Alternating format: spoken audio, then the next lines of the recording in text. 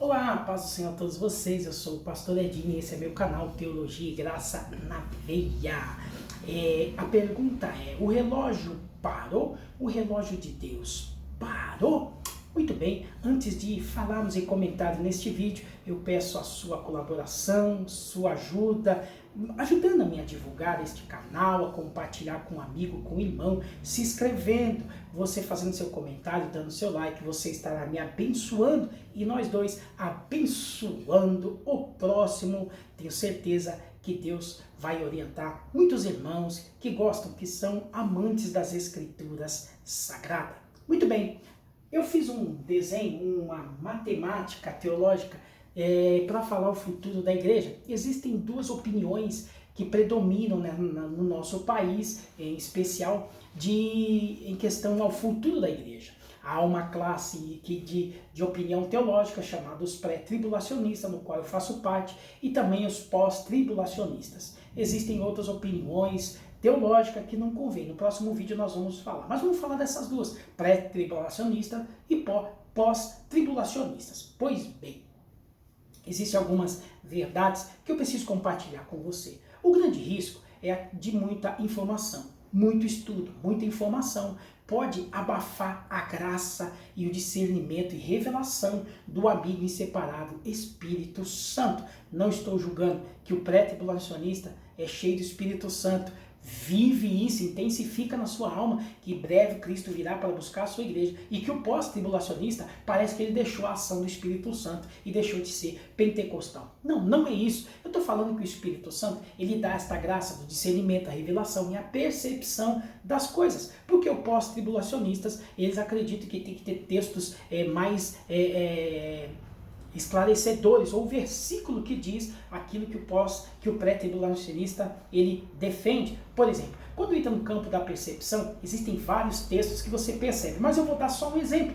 Por exemplo, quando Deus fala com Jacó por intermédio de sonho, o texto vai dizer para nós que Jacó deitou e Jacó sonhou, mas o versículo não diz que Jacó dormiu. Mas precisa dizer o versículo que ele dormiu? Claro que não. O Espírito dá um entendimento, a percepção e a lógica. Se ele deitou e se ele sonhou, obviamente que ele dormiu. O problema de muita gente, opinião teológica, é que precisa de versículos mais esclarecedores. E aí falta aquela coisa chamada percepção das coisas. Muito bem. A Bíblia vai nos dizer também, nos ensinar, existem coisas que são profecias para os judeus, para Israel, e não é para a igreja. Há uma grande confusão que a gente pega mensagens que foram adereçadas ou direcionadas para os judeus, para Israel, e anexam ela hoje na graça para a igreja. Não é, irmão. É esse o grande equívoco, por isso dá muita confusão escatológica para muita gente que não entende por causa essa falta de esclarecimento e essa falta de entendimento. O Antigo Testamento ele foi exclusivo, ele é exclusivamente apontando para Cristo, é transitório ao Messias, é transitório ao Cristo, e Cristo aponta para a igreja e o futuro da igreja, também o futuro de todos. Em primeiro lugar, também preciso entender que aquilo que foi proferido, profetizado, prometido para Israel é para Israel e não para a igreja. No Novo Testamento nós temos as cartas, nós temos os evangelhos, as parábolas de Cristo, denominando assim o futuro da igreja, o futuro da humanidade, o futuro dos gentios que somos nós, a igreja do Senhor Jesus. Também as epístolas paulinas, escrito por apóstolo Paulo, por isso é intitulado Paulino, porque Paulo escreveu algumas cartas em prisões, algumas cartas ele escreveu direcionado para o pastor, para o líder da igreja, outras cartas ele escreveu por problemas escatológicos, teológicos e doutrinários, não é verdade? Pois bem, é necessário também entender, irmãos, que nós defendemos o pré-tribulacionismo, porque nós percebemos uma coisa. Por que Deus vai deixar a igreja? O Senhor Jesus estabelece a igreja dizendo que as portas do inferno contra ela não prevalecerão. E o Espírito, ele deixa o Espírito Santo, o Consolador. Ele tem uma grande missão de preservar a igreja, de manter a igreja, de conduzi-la até Cristo, ao encontro do noivo. Eu não entendo que o Espírito Santo que fica com a igreja, e cuida da igreja, e defende ela, guarda ela como noiva, deixa passar pela grande tribulação. E em segundo lugar também, há uma confusão sobre opiniões questões teológicas sobre tribulação e grande tribulação. Sobre tribulação, Jesus também deixou para nós no Evangelho Escatológico, em especial Mateus capítulo 24, dizendo que precederia sua vinda, situações que aconteceriam, como de fato já estão acontecendo, princípio de dores, os sinais, tudo isso são tribulações. Então, meu querido irmão, igreja passa por tribulações, grande tribulação, negativo, porque o nome grande tribulação indica um evento específico, mas não é para a igreja. Pastor, uma prova também que é necessário estudar o Apocalipse para entender o futuro da igreja. O Apocalipse, dos seus 22 capítulos, até o capítulo 3, o finalzinho, fala das 7 igrejas da Ásia Menor. E no final de cada igreja que foram censuradas, diziam assim: quem tem ouvidos, ouça o que o Espírito diz às igrejas. Porém, no final do capítulo 3, já não diz mais. Aí no capítulo 4, que começa a escatologia do Apocalipse, o Senhor Jesus disse para João: João, depois dessas coisas, que coisas? O que ele pontuou das igrejas. Escreve as coisas que hão de acontecer. Então começa a escatologia no começo do capítulo 4. E aquele versículo, quem tem ouvidos, ouça o que o Espírito Santo diz às igrejas. Não tem mais, só aparece no capítulo 13, o versículo 6 de Apocalipse, que diz assim: quem tem ouvidos, ouça. Não tem nem o nome igreja e nem o Espírito. Então significa que a igreja foi arrebatada. Muito bem. O importante é que tanto pré como pós chegam no acordo que Cristo voltará e buscar a igreja. As divergências é o evento, a cronologia, os fatos dos eventos. Mas ambos, as duas opiniões é que Cristo voltará, e é isso que é mais importante. Pois bem, aí eu vou lá também no livro do profeta Daniel, que é um livro escatológico, em especial também partes do capítulo do livro do profeta Ezequiel, mas em especial o livro do profeta Daniel, que ambos foram o exercício do ministério desses homens, desses profetas, foram no período do cativeiro da Babilônia. E olha só, a profecia do livro de Daniel, ela foi para Israel e não para a igreja. Por quê, pastor? Porque não existia igreja, irmão. O que é transitório no Antigo Testamento, é por isso que os pós-tribulacionistas parece que se perdem nisso aqui. Porque o Antigo Testamento aponta primeiro para Cristo e não para a igreja, gente. Aponta para Cristo primeiro, não igreja. Cristo aponta para a igreja. Então a profecia de Daniel, em especial o capítulo 9, vai dizer, a profecia é especificamente para o Israel, para os judeus, e não para a igreja.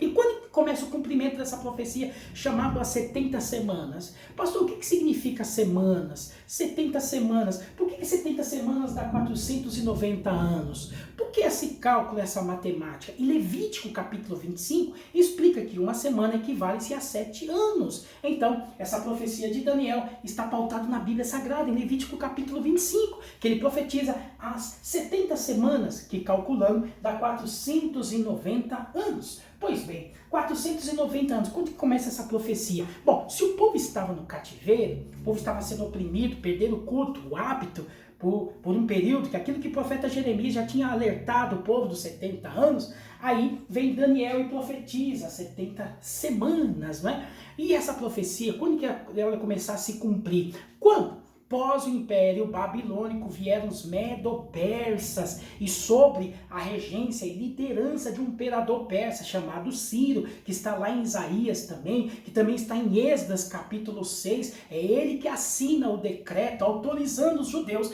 voltar para a sua cidade, para reconstruir a cidade e restaurar o templo também, lá em Esdras capítulo 6. Só que eles demoraram para reconstruir a cidade e o templo. Pastor, onde está isso? É necessário ler os livros dos profetas menores, que são profetas que profetizaram sobre restauração, não é? Sobre reconstrução. Neemias, Ageu, Esdras, não é? Zacarias, até Malaquias e outros profetas, que são profetas de restauração e reconstrução pós-cativeiro babilônico, assinado o decreto pelo imperador Ciro, imperador persa chamado Ciro, né, autorizando os judeus a voltar para sua cidade para reconstruir a cidade e o templo. Quanto tempo, pastor Edinho, demorou para reconstruir a cidade?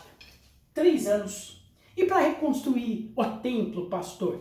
46 anos, que somando dá 49/50 anos, diferença de dias e meses, não é um calendário exato, mas é isso. Por que, pastor? Como que eu sei isso? Pelos profetas, que na época que os profetas profetizavam, escreveram, eles escrevem dizendo, na época, no reinado do rei fulano, no dia tal, no mês tal. Então a teologia sistemática que faz toda essa somatória dos profetas menores, que se calcula esse tempo, dá para nós a mensagem de que as coisas pessoais dos nossos interesses nós fazemos mais rápidos, são mais importantes do que as coisas de Deus. Pastor, verdade, 3 anos para reconstruir a cidade e 46 para reconstruir o templo. As coisas de Deus é prolongado um pouquinho mais, que dá 49 anos. Pastor, mas e os 490, pastor? Então vamos lá, 49 anos da reconstrução da cidade, do templo, mas os 400 anos do silêncio, que é chamado período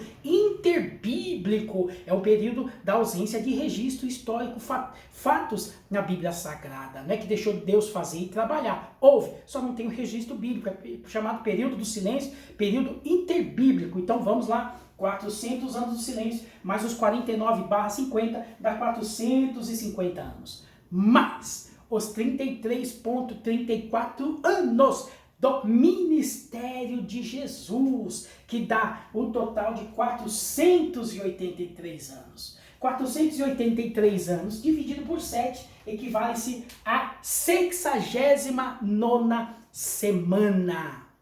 Pastor, falta uma semana, falta 7 anos para completar a 70ª semana. O que está faltando, pastor? O arrebatamento da igreja. Então quer dizer que o relógio parou aqui, pastor? Na 69ª semana? Parou. Por que o relógio parou? Por causa do evangelho. Por causa da expansão do evangelho. O Cristo anunciado após a sua morte, 33,34 anos. Que dá o período de 483 anos, que dividido dá exatamente 69, a 69ª semana. O relógio parou por causa do evangelho, para ganhar o mundo. Por intermédio até do Império Romano, que contribuiu para a expansão de estradas por meios marítimos, a expansão do evangelho no mundo todo. A prova diz, Apocalipse capítulo 1 ao capítulo 3, as 7 igrejas da Ásia, o evangelho anunciado, através pelo credo, pelo conjunto, pelo colégio apostólicos, os homens de Deus que espalharam o evangelho, pelo apóstolo Paulo, pela obra missionária, e como a igreja se vê hoje no século 21, espalhado nos 4 cantos da terra. E Jesus disse que o sinal da sua vinda seria quando o evangelho fosse anunciado nos 4 cantos da terra. Ou seja, o relógio parou na 69ª semana. Falta uma semana, pastor. O evangelho está sendo pregado em algum lugar no mundo, pela internet, por plataforma digital, por televisão, por rádio, e pelas igrejas, por evangelização em hospitais, pessoais, coletivo ou de forma cibernética, não é verdade? Pois bem, parou na 69ª semana, falta uma semana, falta 7 anos, e por relógio andar, Deus vai tirar a igreja e o relógio volta a andar. Para isso, como a profecia é para os judeus, e a igreja não tem nada a ver com isso, o relógio parou por causa da expansão da igreja, do evangelho. Quando Cristo tirar a igreja, o relógio volta a andar e se cumpre a 70ª semana. Que Deus vos abençoe. O relógio parou na 69ª semana e nós fazemos parte dele. Não estamos neles, mas fazemos parte como igreja, por causa da expansão do evangelho. Quando Cristo vier buscar a igreja, cessou a expansão do evangelho, acabou, e o propósito da grande tribulação é exatamente para tratar com Israel, para ter encontro com Israel, converter Israel, mas a igreja estará nas bodas do Cordeiro, do Apocalipse capítulo 19. Falta uma semana, falta 7 anos para se cumprir a profecia de Daniel. Que Deus vos abençoe. Teologia e graça na veia. Participe. Ajude, se inscreva, compartilhe esse canal com um amigo, com o irmão. Que Deus vos abençoe. Teologia e graça na veia.